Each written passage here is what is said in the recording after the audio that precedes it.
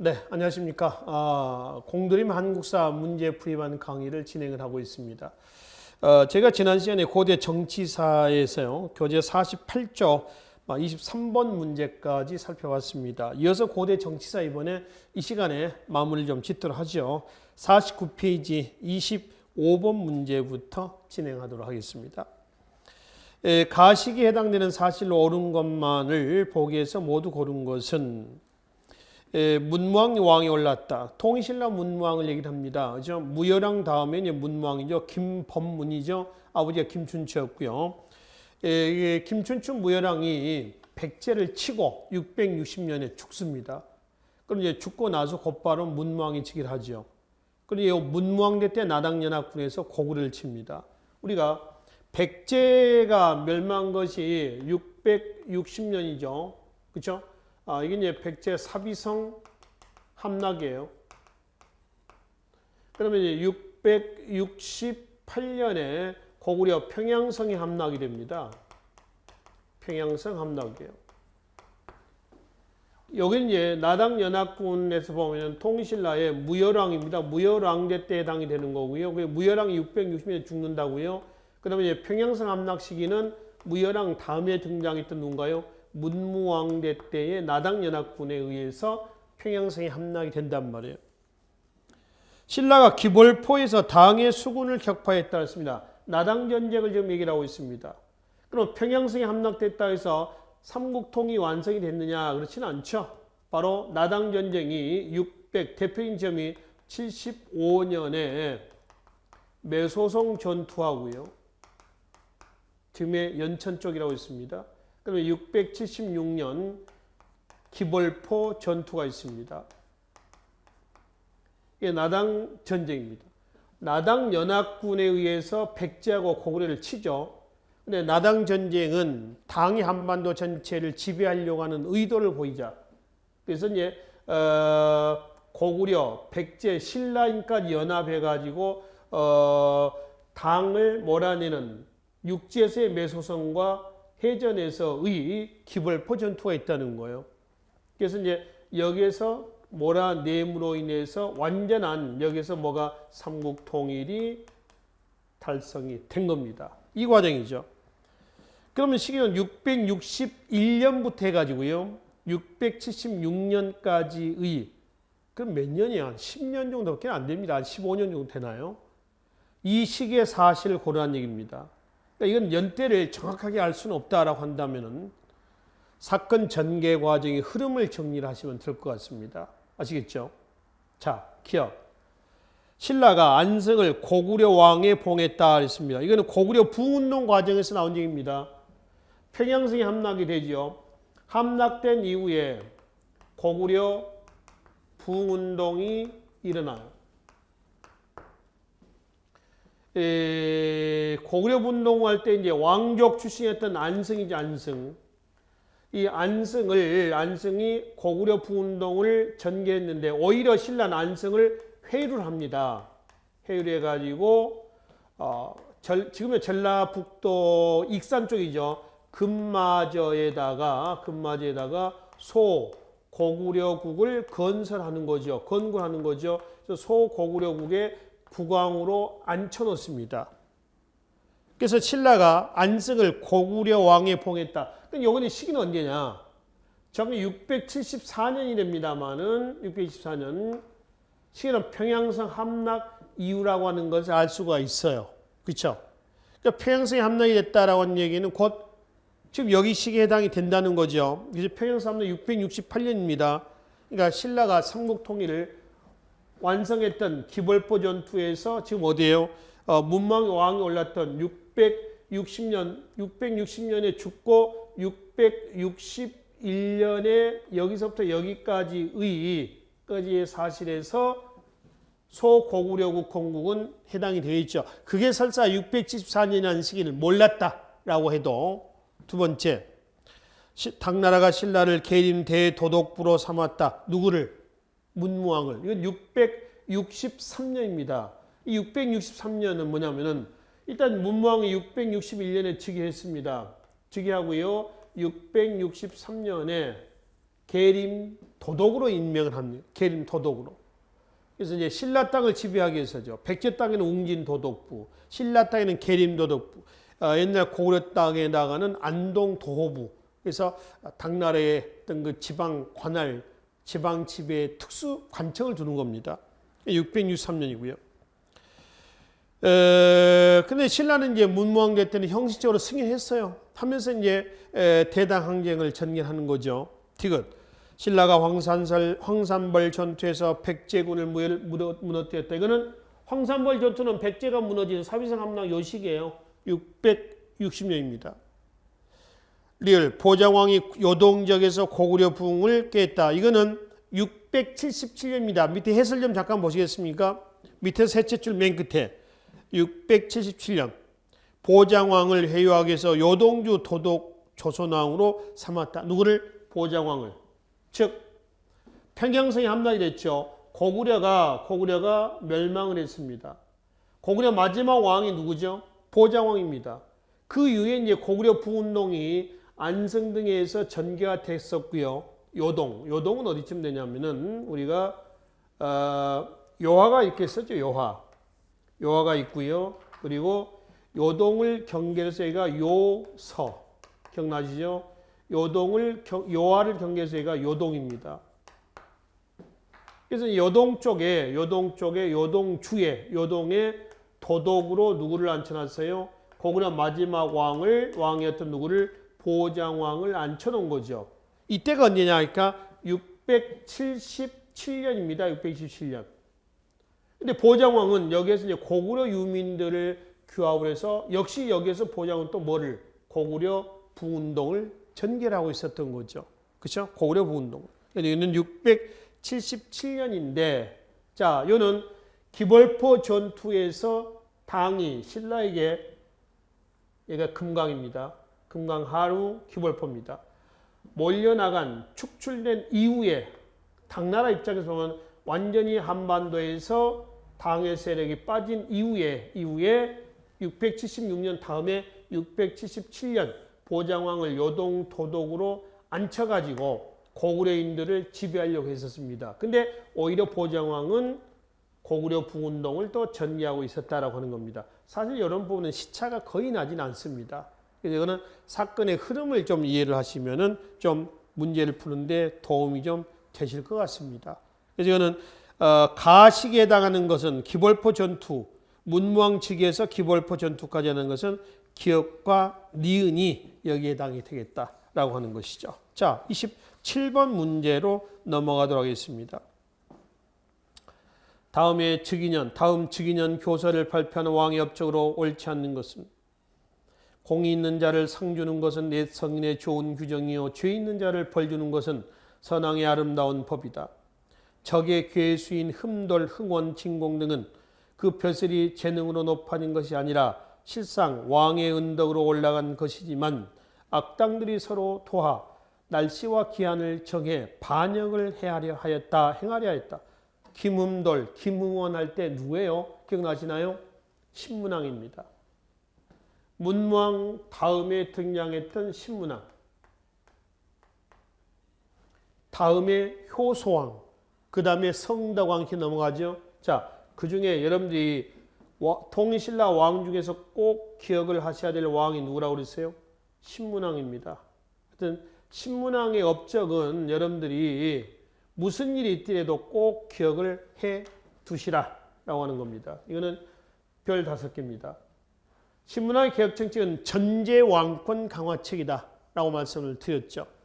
이 신문왕의 개혁정치에 참모 역할을 했던 사람이 누구였어요? 육두품이에요. 그렇죠? 육두품입니다.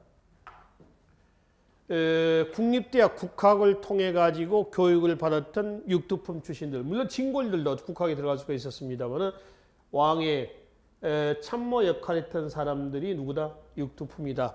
이 얘기를 하는 겁니다. 아시겠죠? 그래서 신문왕 즉위하던 해 그의 장인이에요. 김흠돌 등이 난을 일으킵니다. 그러니까 김흠돌 입장에서 사위를 죽이고 왕위를 찬탈하려고 했었다는 거죠. 그걸 진압을 하고 나서 개혁 정치를 단행하는 겁니다. 왕권강화책이죠.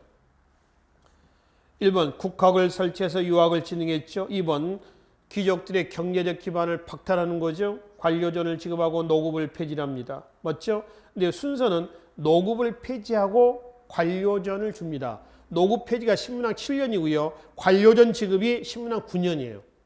그리고 뒤에다 하나만 더 쓰겠습니다. 신문왕 뒤에 그 뒤에다가 시급을 제한합니다. 줄여요.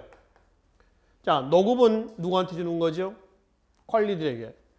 그 토지를 다 주는 겁니다. 그 토지에서 생산되고 있는 그 읍이죠니까 읍을 녹봉으로 준다는 겁니다. 지역을 주는 거죠. 조세 징수권, 특산물 징수권, 노동력 징수권, 하여튼 그 지역을 통째로 모든 관리권을 관리에게 준다라고 보시면 됩니다. 그럼 관료전은 뭐냐? 수조권만 주는 겁니다. 뭐 특산물이라든가 노동력 징발은 아니죠. 시급은 누구한테 주는 거죠? 공신이나 왕족들에 주는 겁니다. 이거는 줄여요. 줄이고 노급은 없애요. 그리고 관료전을 준다는 거예요. 구조 5소경을 정비해서 지방제도죠. 그래서 전부 다 신문왕의 왕권 강화책이에요. 이거 외에도 신문왕제 때에 다양한 개혁 정책은 반드시 기억을 하십시오. 바로 뒤에 문제 또 다시 보겠습니다. 네 번째, 독서 3품과를 시행해서 관리를 등용하였다. 이거는 신라 하대 원성왕제 때입니다. 원성왕은 선덕왕 다음에 신라 하대 첫 번째 왕이 선덕왕이죠. 그 다음에 원성왕이죠. 국립대학 국학 안에다가 능력별로 인재를 한번 뽑아보자. 그래서 독서 출신과 또는 독서 3품과를 둬서 능력별로 인재를 상중 하품으로 나눠서 선발하려고 했던 거죠. 근데 골품제도라고 하는 벽에 부닥쳐서 제대로 시행은 되지는 않았습니다. 그래서 네 번째는 원성왕입니다. 그래서 27번은 1, 2, 3번이 신문왕의 업적이다라고 하는 것이죠. 자, 뒤에 29번 문제로 가겠습니다. 51페이지입니다. 기역과 니은 두 인물의 공통된 신문상의 특징으로 옳은 것은 첫 번째, 신문왕에게 화왕계를 통해서 전하였다. 설총입니다. 화왕, 꽃의 왕, 꽃을 의인화해가지고 왕에게 올렸던 일종의 도덕 정치를 하십시오 라고 하는 어떤 계율이에요. 계율. 화왕계라고 일하는 거죠. 설총, 육두품입니다. 그 다음에 니은은 진성여왕에게 시무책 10여 절 올렸다. 누구죠? 당에서 귀국해서 진성여왕에게 시무 10조를 올렸던 최천입니다. 설총, 최천 다 육두품이죠. 1번 왕이 될 수 있는 신문이었다 했습니다. 왕이 될 수 있는 신문은 누구예요? 성골 아니면 진골이겠죠. 그렇죠? 상대는 성골왕이었고요. 진골은 중대 이후에 김추춘 무열왕위에는 진골입니다. 자색의 공복을 차유했다. 진골이죠. 진골. 그죠? 육두품은 자색 공복을 못 씁니다. 자색 밑에 뭐죠? 비색이나 청색이나 황색은 입을 수가 있어요. 자, 우리가 바로 앞 시간에 신라 관등은 몇 개 관등이다? 16관등이다. 그 16관등은 뭐와 밀접한 관련을 가지고 있다? 골품제도와 밀접한 관련을 가지고 있다. 그래서 1에서 5, 6에서 9, 10, 11, 12에서 17 이렇죠. 자, 이 관등은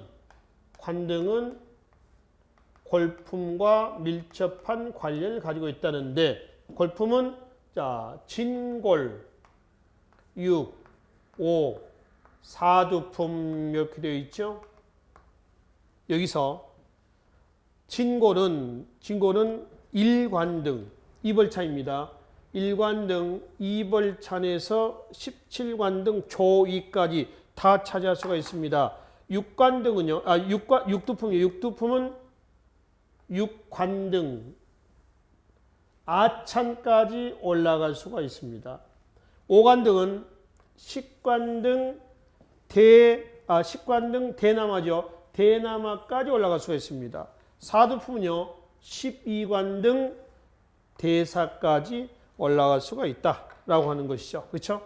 그래서 1에서 5까지가 무슨 색깔 입는다고요? 자색의 공복을 입고. 그러니까 지금 여기 나와 있는 뭐죠? 그 자색의 공복을 착용한 사람은 오로지 누구만? 진골만이에요. 진골만 1에서 5까지 차지하시죠. 육두품은 비색, 청색, 황색 공복을 다 입을 수가 있어요. 그죠? 오두품은 청색과 황색, 사두품 황색만 입을 수가 있습니다. 자색을 입은 사람들은 진골만이 될 수가 있고요. 얘네들은 화백회의에 참여할 수가 있고요. 얘네들을 우리는 대등이라고 하고요. 대등 중에 가장 우두머리를 뭘 한다고요? 상대등이다 라고 얘기를 한다는 거죠. 그렇죠? 자, 육두품은 육관등 어디까지 올라갈 수가 있다고요? 여기가 아찬입니다. 아찬. 아찬이에요. 식관등 대나마죠.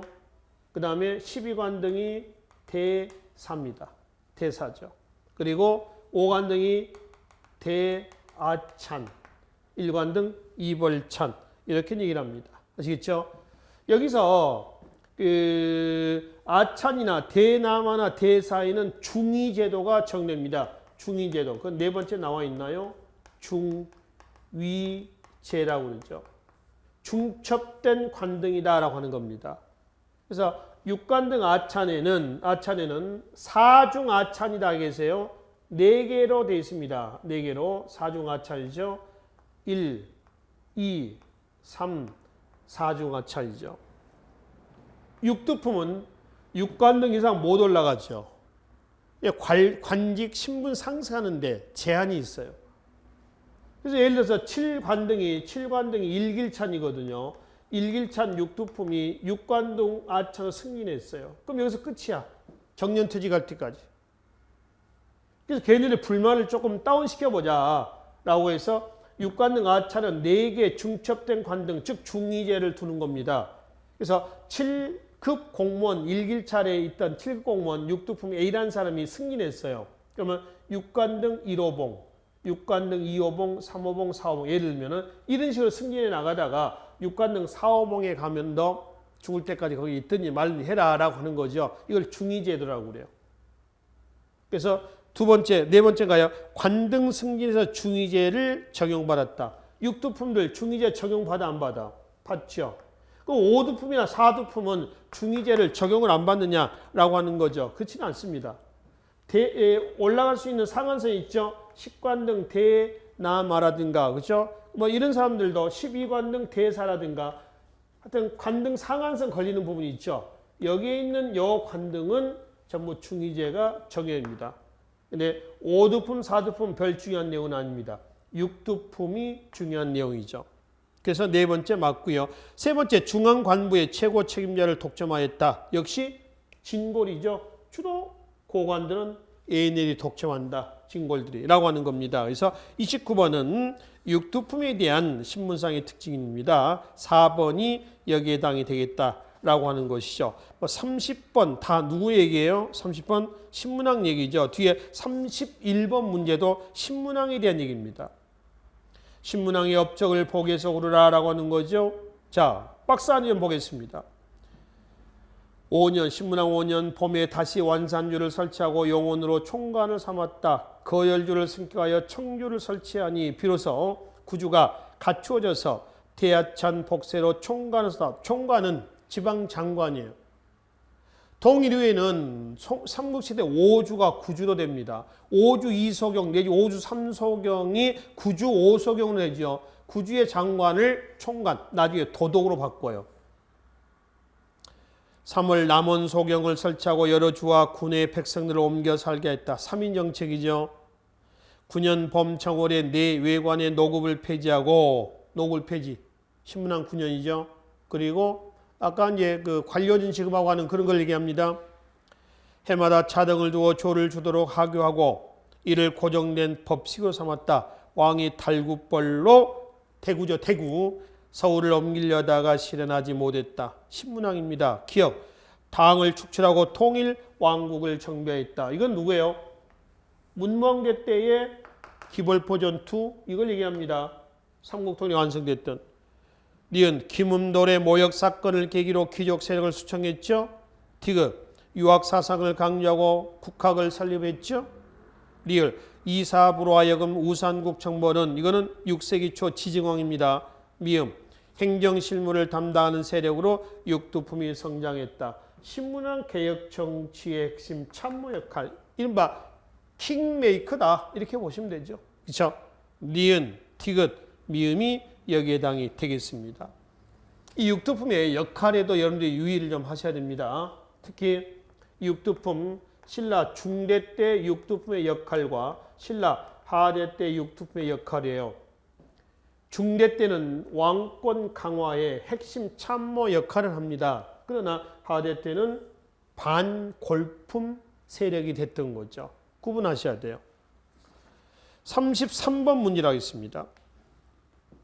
일본에 사신을 보내면서 스스로를 고려 국왕, 여기서 고려는 고구려라고 그랬죠. 대흠무라고 불렸던 발해 국왕 때에 있었던 통일신라의 상황으로 오른 것은, 이건 문제가 조금 막 복합적으로 돼버렸죠. 그럼 여기서 일단 고려국왕 대흠무 그럼 누구냐? 문왕입니다. 문왕. 8세기 후반 문왕이에요. 대흠무입니다. 8세기 초가 무왕이거든요. 무왕. 자, 이 무왕의 이름 누구냐 그러면은 대무예입니다. 대무예. 대무예고요. 6세기 말 7세기가 되는 거죠. 6세기 아니라 발해가 건국되어 있었던 시기입니다. 698년이니까 7세기 말 고왕 있죠. 고왕. 이점 대조영입니다.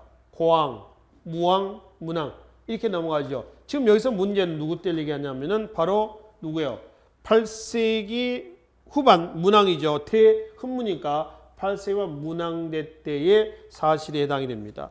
이때의 통일신라의 상황입니다. 그러니까 8세기 후반의 상황이란다면 이미 신라는 신라 중대 체제가 무너지고 있었던 이런 상황으로 볼 수가 있습니다. 귀족 세력의 반발로 노급이 부활했다. 경덕왕대 때입니다. 이때가 이제 통일신라의 경덕왕하고 거의 비슷해요. 경덕왕대 때. 그래서 경덕왕 다음의 왕이 누구냐 그러면 해공왕입니다. 해공왕 다음의 왕이 누구냐면은 선덕왕이고요. 선덕영하고는 달라요. 선덕영은 삼국시대 때입니다. 그 다음에 방금 나왔던 독서 삼풍과의 원성왕이 나가는 거죠. 여기서 신라사를 시대 구분하면은 여기까지가 신라 중대예요. 중대. 여기서 이제 마지막 54대 경순왕대 때까지 신라 어디로 간다? 하대로 넘어간다는 겁니다. 그래서 경덕왕대 때가 지금 8세기 후반 문왕대 때 해당이 됩니다. 그래서 노급이 부활했다는 얘기는 아까 신문왕대 때의 왕권 강화책의 일환으로서 노급을 어떻게 했어요? 폐지했죠. 노급 폐지입니다. 근데 경덕왕대 때 그 노급이 어떻게 했어요? 부활됐다는 거예요. 이거는 경제적인 측면에서 왕권이 약화가 되고 있다라고 하는 사실을 확인해 볼 수가 있는 거지. 두 번째, 신문왕이었죠. 바로 앞에 나왔습니다. 신문왕. 세 번째, 의상, 당에서 기국에서 영주의 부석사를 창건한 것은 문무왕대 때입니다. 의상, 문무왕대 때. 이때죠. 삼국통일이 완성됐던 요시이고요. 네 번째, 장보고가 청해진을 설치하고 남해와 황해 해상무역을 창 것은 9세기 흥덕왕대 때입니다. 신라 하대라고 하는 사실 아시겠죠? 그렇죠? 흥덕왕 9세기 초 흥덕왕이 여기에 해당이 되겠습니다. 참고로 발해 8세기 말 성왕이 있습니다. 대화여라고 하죠. 대화여 이름이. 그다음에 9세기 초 선왕이 있습니다. 선왕. 여러분들 해동성국 그러면 누굴 기억하냐면 이 선왕입니다. 이 사람이 선왕인데 이름이 대인수입니다. 그래서 마지막 왕이 926년에 거란에게 멸망했을 때가 누구냐면은 애왕입니다. 애왕. 슬플 애. 9세기 한 전반쯤 되겠죠. 마지막 애왕. 그렇죠? 이 애왕의 이름은 대인선입니다. 대인선. 발해 왕의 업적에서 왕에 관련된 문제가 출제가 되면 여기까지 이 정도의 왕들이 있습니다. 총 15명의 왕입니다.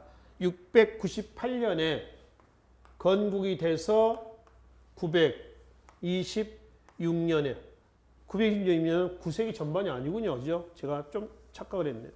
10세기 초라고 하겠습니다. 10세기 초. 그렇죠? 926년에 애왕대 때 거란에게 멸망했다라고 하는 이 기간 동안입니다. 약 한 300여 년 기간 동안에 15명의 왕을 겪었습니다. 왕을 이제 거쳐가게 되는 것이죠. 그래서 33번은 일단 8세기 후반 문왕대 때는 경다왕대 때 8세기 후반 노급이 부활됐다. 이게 적절한 시기에 해당이 되겠습니다. 35번 문제로 넘어가겠습니다. 남북시대 사회와 문화에 대한 설명을 옳은 것은 발해는 최고학부 국립대학이죠. 문적원은 도서관이고요. 발해의 국립대학은 주자감이라고 그러죠. 두 번째, 동의신라 시기에 3두품에서 1두품의 신분은 평민과 거의 동등하였다 그랬습니다. 그렇습니다. 여기서 표에서 봤지만 진골, 6, 5, 4두품까지 얘기를 합니다. 그리고 이제 3, 2, 1두품은 삼국 통일 이후에 거의 얘네들이 누가 되냐면 평민화가 됩니다. 평민화가 되고요. 평민 밑에는 누가 있어요? 천민, 위에는 진골, 6, 5, 4에서 귀족 이렇게 통치하는 거죠. 발해 지식인들은 당의 빈곤가에서 당의 지식인보다 우위에 서게 됐다. 빈곤가는 당나라에서 보면요, 외국인에게 응시하는 시험입니다. 그래서 통일신라의 유학생들하고 육두품들, 발해 유학생들이 건너가서 시험을 봐서 빈곤과 석차 문제로 서로 경쟁적으로 대립을 하죠. 그렇죠? 그걸 우리는 뭐라고 그랬어요? 쟁장 사건이라고 그러죠. 오소도, 오강찬, 신라의 최원희 이런 사람들입니다. 오소도라는 사람이 당에 가가지고요 빈곤과에 급제했는데 수석으로 합격을 했어요. 그 다음에 그의 아들 오광찬이가 빈곤과에 급제했는데 최원희하고 이때 성적이 바뀌었어. 최원희가 통일자 최원희가 수석, 아들 오광찬이가 차서. 이때 마침 오소도가 당에 갔다가 그걸 보고 당나라 정부에 이제 얘기를 한 거지. 야, 우리 아들 성적 좀 올려달라, 고쳐달라, 최원희보다. 그러니까 이건 신라하고 발해가 어떤 관계였다는 거죠. 암묵적으로 조금 견제 관계였다는 걸 알 수가 있잖아요. 그렇죠? 이걸 쟁장 사건이라고 그랬죠. 경쟁적으로 이제 서로 대립하는 겁니다. 그러니까 이제 이 빈곤가는 시험은 당나라 자국민들이 보는 시험은 아닙니다. 참고로 고려 광종대 때 과거 제도가 시가 되죠. 고려 광종대 때 시제했던 과거에 보면은 빈곤가가 있습니다. 이건 뭘 의미할까요? 외국인들이 고려에 그만큼 많이 들어왔다라고 하는 걸 알 수가 있죠. 그렇죠? 송나라 사람도 있을 거고 아라비아 사람도 있을 거고 많이 들어오지 않습니까? 네 번째, 통일신라 말에는 향소 부곡민들이 신문해방을 부르짖며 난을 일으켰다 하는데 향과 부곡은 그럴 수도 있다고 칩시다. 근데 특수행정구역 소 있죠, 소. 소는 고려시대 때 처음 등장하는 수공업이나 광업에 종사했던 특수행정 구역민이지 신라 때 나와 있는 통일신라 때 만들어진 구역은 아닙니다. 이게 조선시대 때 가면 없어지면서 조선시대 때 가면 뭘로 바뀌죠? 점으로 바뀝니다. 그러니까 고려 때는 금을 생산하는 금소, 은은 은소, 동은 동소, 조선은 금점, 은점, 동점 이러죠. 종이, 지점 이렇게 얘기를 하잖아요. 향과 부곡은 양인 집단 흡수가 돼요. 그러니까 15세기 때 조선시대 때 와서 향, 소, 부곡은 완전히 없어집니다. 그러면 특수행정구역이 소멸되게 된 계기가 된 사건을 쓰라 그러면 뭘 얘기했죠? 고려시대 때 가면 나오죠. 공주 명학소의 봉기입니다. 명학소, 망이 망소의 봉기라고 얘기를 하죠. 명학소가 충순현으로 승격이 됩니다. 소가 현이 됐다는 얘기는 특수행정구역 소가 양인이 거주하는 지방관이 파견되는 최하의 단위였던 현으로 승격이 된 겁니다. 이걸 계기로 해서 특수행정구역은 서서히 소멸됐다라고 하는 것이죠. 그래서 35번은 2번이 남북시대 통일신라 발해 사회에서 바른 설명이 되겠습니다. 37번 보겠습니다. 발해 선왕대 때 사실로서 옳지 않는 것은 여기 나와 있네요. 선왕 9세기 초 해동 성국할 때 그 선왕을 한다고 했습니다. 5경 15부 62주의 지방제도가 완비됐다. 이때요. 그러니까 아까 했던 해동 성국이라고 한 얘기는 해동의 가장 융성했던 시기라고 했습니다. 선왕대 때입니다. 수도를 동경 용원부에서 상경 용천부로 옮겼다. 이거는 성왕대 때입니다. 동경에서 어디로? 상경으로 수도를 옮긴 거죠. 동경에서 상경으로 옮겼다라는 얘기는 마지막 수도의 얘기거든요. 동모산에서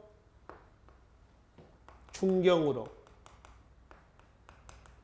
상경으로, 다시 동경으로, 그 다음에 상경으로. 이게 발해의 수도 변천 과정이요. 무왕대 때입니다.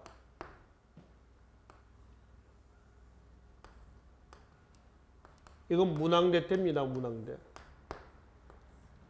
이게 누구 때 하면 지금 나와 있는 누구죠? 성왕대 때입니다. 성왕. 중경, 상경, 동경, 상경은 어디냐면은 발의 오경을 이해하시면 됩니다. 오경. 통일신라 오소경하고 기능 같다고 그랬죠? 실질적인 수도였던 상경입니다. 상경. 동경이죠. 함흥 쪽입니다. 남경입니다. 중경입니다. 중경. 이쪽입니다. 이가 서경입니다. 서경. 통일신라의 수도는 어디예요? 금성이죠. 금성입니다. 얘는 일본이 있겠죠. 왜? 그래서 이제 우리가 신라도라고 하는 신라하고 발해하고의 교통로죠. 여기를 신라도라고 하죠. 신라도.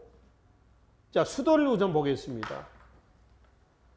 길림성 동모산은 이쯤 됩니다. 길림성 동모산에서 일단 어디로 옮겼어요? 중경입니다. 중경이 여기네요. 중경. 무왕대 때입니다. 그 다음에 중경에서 어디로 갑니까? 상경으로 갑니다.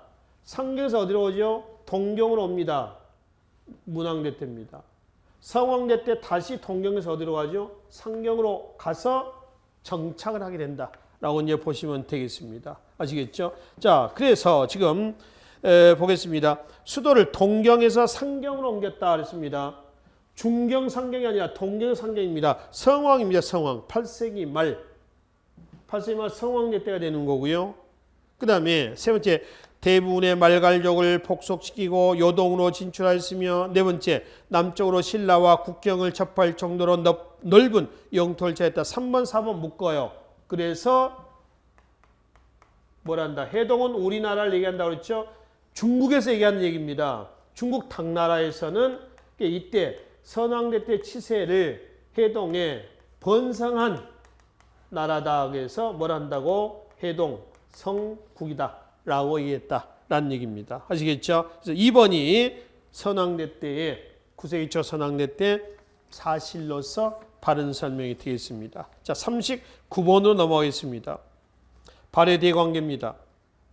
당과 신라를 견제하기 위해서 돌궐과 외교관계를 맺기로 했다 그랬죠. 신라하고 발해하고의 경계가 대동강에서 원산만이죠. 이게 통일신라가 있고요.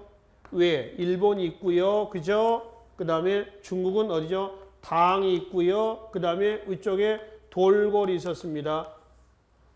그래서 발해 대관계를 보면은 발해는 돌궐과 손을 잡습니다. 이거는 당 견제책이에요. 이거는 당과 돌궐과 이런 관계죠. 발해가 일본과 손을 잡죠. 일본과의 교역은 상경, 동경, 그 다음에 일본 이렇게 합니다. 이거는 신라 견제책입니다.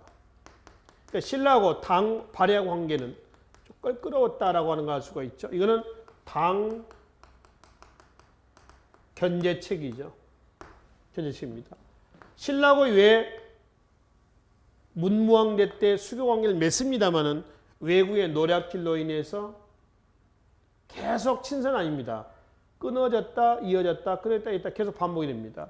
여기 8세기 초 성가왕대 때 공식 교육을 합니다. 그리고 당과 발해는 무왕대 때는 대립이에요. 근데 문왕대 때 와서 수교관계를 맺습니다. 아시겠죠? 수교관계를 맺는다. 8세기 초 무왕대 때는 대립입니다. 말 그대로 무왕할 때 무는 이 무예요. 싸우던 시절이고요. 무는 이 문입니다. 싸움을 안 하던 시기예요. 문으로, 붓으로 통치하던 시기다라고 보시면 됩니다. 그래서 발해는 일본과 서경 여기네요. 발해가 일본과 교역을 하긴 합니다. 근데 서경이 아니 어디요? 동경을 통해서 하는 거죠. 발의 오경의 위치도 이 기회에 기억을 좀 해두시라는 얘기입니다. 서경은 서쪽이에요. 말도. 남경은 남쪽이겠지. 그래서 당에 유학생을 보냈는데 빈곤과에 급제한 사람이 여러 명 나왔다. 바로 앞 문제에서 등계 서열 사건 말씀드렸죠. 오소도 그의 아들 오강찬 이런 사람들이에요. 네 번째, 일본은 발해에 보낸 국서에서 발해 왕을 고려 왕으로 표현하겠다. 그래서 고려는 장수왕제 때 실제로 국호를 고구려에서 고려로 바꾸기로 했다고 그랬습니다. 이거는 발해는 어디를 계승했다는 거죠? 고구려를 계승했다. 뭐 이런 증거로 보시면 되겠죠. 그렇죠? 아울러 발해가 고구려를 계승했다라고 하는 것은 뒤에 문화사에서 우리가 또 보겠습니다만 여러 가지가 있습니다.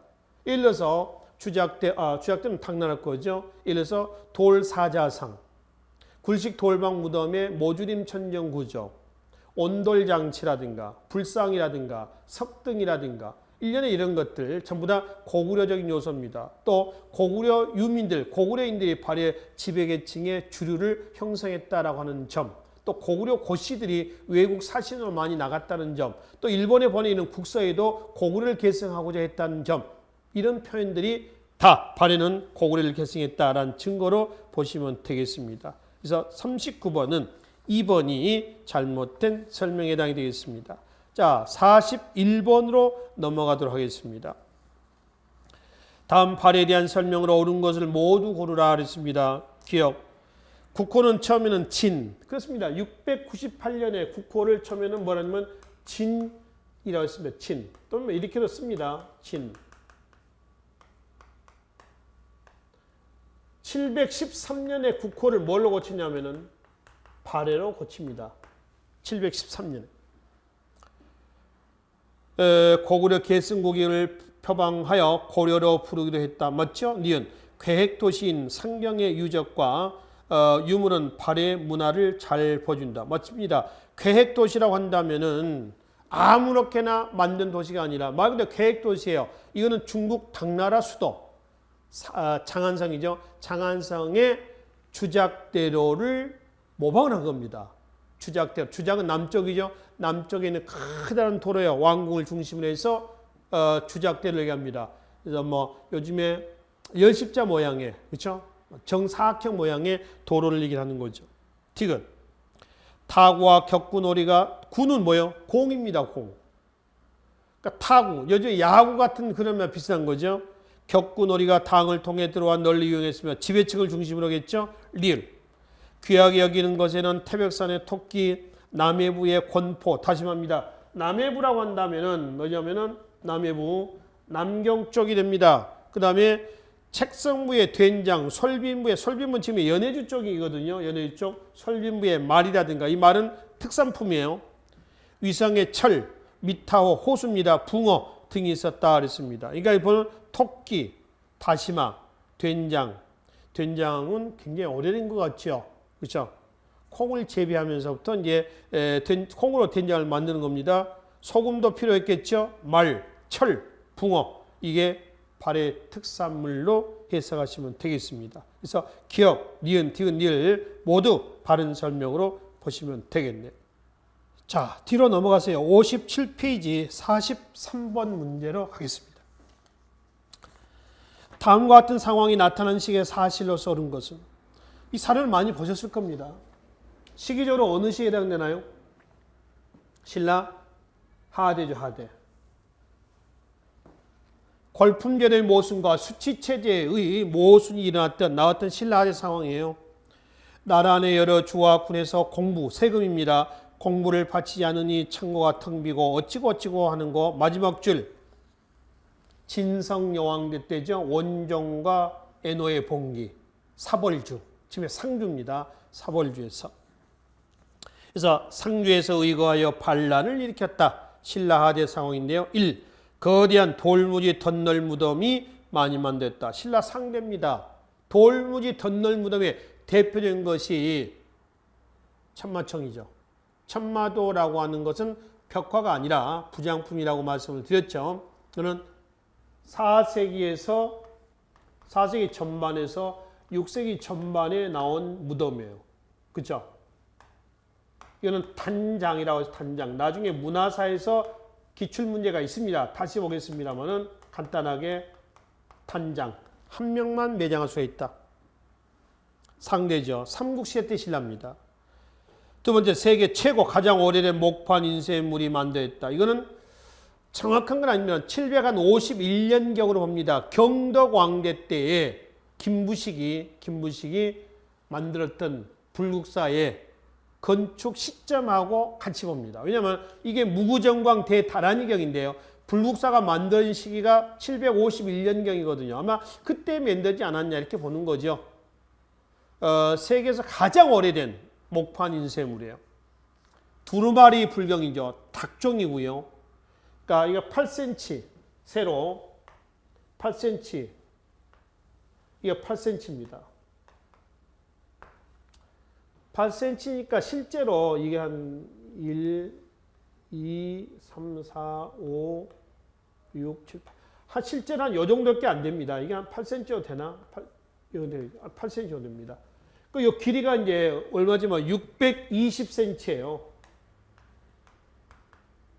6m가 넘어요. 그러니까 이렇게 해가지고 쭉 돼 있는 거죠. 그러니까 말려 있었어요. 두루마리로. 그래야 여기에 글자가 이제 보통 여기에 7 내지 한 8개, 7, 8개 정도 글자가 새겨져 있는 거죠. 이거는 8세기 신라 중대 때입니다. 중대 때. 그렇죠? 경덕왕대 때입니다. 경덕왕은 아직 하대는 아니죠. 경덕왕, 해공왕. 피살되고 선덕왕이 나오죠. 자, 세 번째, 승려의 사리를 봉하는 승탑과 탑비가 유행했다. 이거는 불교 선종이 유행하면서입니다. 선종은 신라 중대원은 하대 때 융성합니다. 물론 선종은 삼국시대 때 선덕 여왕대 때 들어와요. 그러다 이제 중대 때는 교정에 밀렸다가 하대 때에 지방호족들과 결탁이 되면서 굉장히 융성합니다. 선종이 유행하면서 승탑, 한자는 부도라고 합니다. 승려의 사리탑이죠. 그리고 그 승탑 앞에 탑비, 그 승려의 일대기를 기록해 놓은 비석이 세워졌다라고 하는 것이죠. 하대죠. 네 번째, 불국사 건립입니다. 불국사 아까 말씀드렸죠. 2번하고 같이 묶어서 보시면 됩니다. 경덕왕대 때 시기로 보시면 되고요. 다섯 번째, 정진과 사색하는 모습의 미륵반가 사유, 이 미륵반가 사유상은 이런 거 있죠. 다리 올려가지고 이렇게 턱 이렇게 하고 말이죠. 눈을 지그시 감는 머리에 삼산관을 쓰고요. 그죠? 미륵반가 사유. 사유는 뭐요? 생각한다는 거요. 반가라고 하는 건 뭔가요? 반만 가부좌를 트는 거예요. 다리 하나만 올리잖아요. 두 개 다 올리면 가부좌가 돼버리죠. 그렇죠? 이거 삼국 모두 다 나옵니다. 삼국시대 때입니다. 그러니까 상중하대를 본다면 언제요? 신라 상대 때 해당이 된다는 거죠. 그래서 신라 하대 때 상황이니까 3번이 여기에 해당이 되겠습니다. 자, 45번 보기로 하겠습니다. 보기에서 제시된 인물의 공통점으로 가장 옳은 것은 김운경, 최치원, 최은희, 최승우. 자, 공통점 육두품입니다. 신라 육두품들이죠. 그렇죠? 고려 출신으로 아니야. 통일신라 때 사람들입니다. 특히 최치원은 진성여왕대 때의 그 시무 10조를 올렸다는 사람이고, 김운경은 당나라 빈공가에 급제한 최초의 신라인이에요. 최원희는 나중에 고려 왕건에게 귀부했던 사람이고요. 그래서 고려 건국 이후에 고려의 책사로 활동했던 사람입니다. 왕건에. 그다음에 최승우는 후 삼국시대 때 견훤, 후백제 견훤에 귀부했던 사람이죠. 그렇죠? 그래서 최치원, 최원희, 최승우를 대표적으로 신라 하대 때 뭐라고 하냐면 삼최라고 합니다. 삼최. 세 명의 최씨, 삼최다라고 얘기하는 거죠. 두 번째, 7에서 8세기 활약했던 신라의 대문양이다. 7세기, 8세기는 신라 중대 때입니다. 이 사람은 신라 하대 때 사람이고요. 9세기 이후입니다. 세 번째, 수기 학생으로 당왕제의 호위무사였다. 수기 학생은 거기서 먹고 자고 하는 사람들입니다. 근데 당나라 황제의 호위무사는 육두품이 아니고요. 왕족들이나 진골들이 합니다. 왕족이나 진골의 자식들이 하지 육두품은 아니에요. 그 육두품도 수기 학생은 될 수가 있어. 왜냐하면 거기서 유학생들을 우리가 통칭은 수기 학생이라고 그러거든. 먹고 자고 숙박하고 그런 사람들 얘기한다는 거죠. 자, 근데 당나라 황제의 호위무사가 된 것은 진골 귀족들이에요. 진골 귀족들, 뭐 왕족들이라든가. 네 번째, 당나라 빈곤가에 급제한 후 기우했던 사람들입니다. 맞죠? 이것이 이 사람들의 공통점이다라고 보시면 되겠습니다. 그래서 고대 정치사는요, 45번 문제까지만 좀 보시고 이 이후에 정치사 부분에 의해서 마무리하고요. 이 이후에는 고대 경제사 파트가 됩니다. 이 경제사 파트는 다음 강의에서 이어서 정리하도록 하겠습니다. 수고하셨습니다.